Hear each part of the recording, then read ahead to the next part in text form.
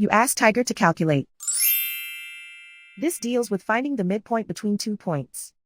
The midpoint between the 2 points is 35, negative 17.5. Let's solve it step by step. Plot the 2 points and calculate the midpoint using the formula.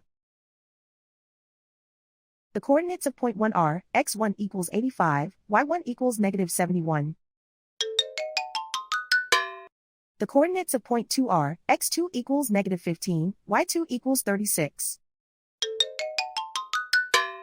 PM represents the midpoint of the 2 points.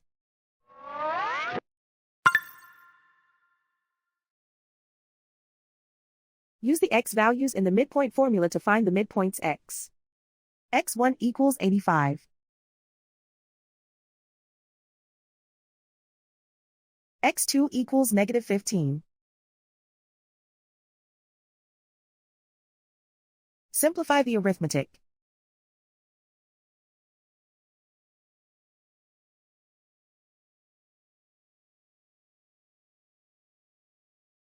Use the y values in the midpoint formula to find the midpoints y. y1 equals negative 71. y2 equals 36. Simplify the arithmetic.